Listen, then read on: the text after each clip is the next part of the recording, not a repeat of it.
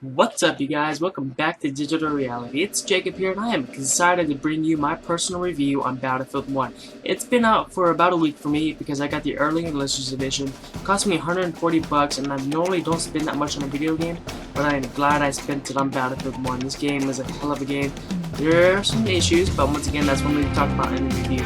Now, during this review, it's going to be some gameplay, but some of it's going to be from the open beta, some of it's going to be from Battlefield 1, the current state it's in, just because my computer cannot record Battlefield 1 off the Xbox because my computer's not strong enough, sadly.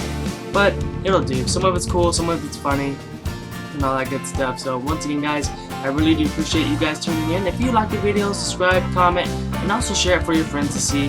That'd be great for me, guys. Hopefully, guys, I see you guys sticking around, alright? You guys enjoy the video. Alrighty, guys, here we go, and like always, we're going to start off with the bad news first, because who doesn't want the bad news first?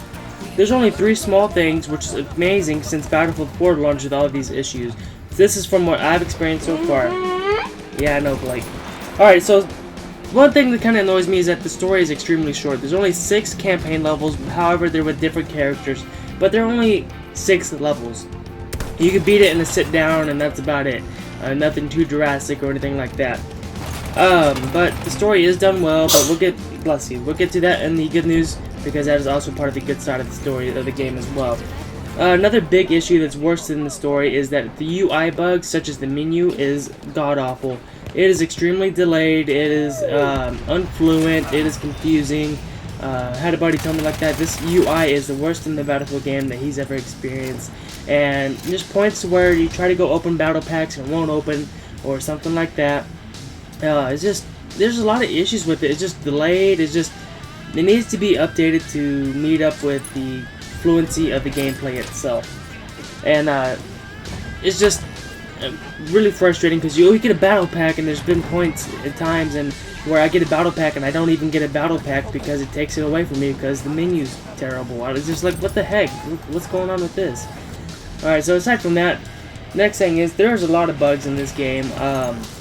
There's flying tanks, there's planes not blowing up once hitting the ground, there's characters glitching, and once again with the UI interfaces, it's just ridiculous, man. Like, I spawned on my buddy, we were in a plane, and as soon as I spawned on him, he crashed into the ground, and I didn't die. I was able to walk out of the plane crash, no scratches, no health lost, or anything like that.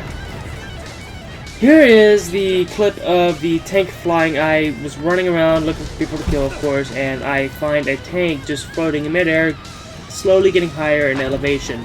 It is actually really funny. I mean, don't get me wrong, who wouldn't want to see a flying tank in World War I? Yeah, buddy.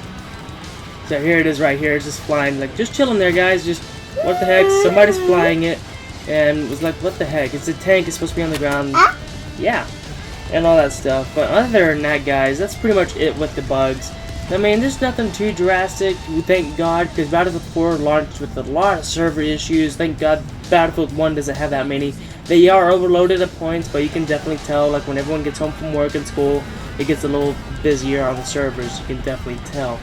Now on for the good thing. As you just saw right there, that behemoth blimp crashing into the ground, the graphics are outstanding in this game. I love them. Once again, it is one of the best looking graphical games on console. That doesn't mean I'm saying for PC, I'm saying for console. PC's a different ball game. But this game is absolutely gorgeous. Due to the fire, to the water, to the weather effects, you name it, it looks amazing, guys. The character models look great, the tank models look great. Everything is. And if you want to take a freaking tank and drive through a building, you can. You can level the building, and I love that. That seems to be a big issue with some people, though. So, I mean, take that with a grain of salt. I love being able to destroy an entire building. It's just realism, and I want that in a Battlefield game. They sure in the heck delivered in this one. The gameplay's... I'm sorry, buddy. The gameplay in Battlefield 1 is extremely smooth. Smoother than Battlefield 1, which is strange because you're going back to antique weapons and vehicles. Back to trench warfare, and I love that, guys. Trench warfare in this game is legit. There's a game mode called Operations, and that is by far my favorite game mode in Battlefield 1. Just the way it is, there's 2 teams, there's attack and defend. The defending team has to defend multiple objectives, 2 to 3 objectives usually, and If they successfully wipe out 150 enemies, the attacking team gets reinforced with the behemoth, whether it's a train, blimp, or a battleship, and all that stuff. It's just intense, guys, especially with the trench warfare. You know, people just charging up there with the bayonets ready, just charging at you to kill you. It is amazing, guys. And that brings up, I love that it's World War I. You know, back in the day, back in the early 2000s, Call of Duty fans loved Call of Duty because there's World War II. And I feel like Battlefield's doing the right thing by going back in time, starting over with a clean slate. And I'm happy they are.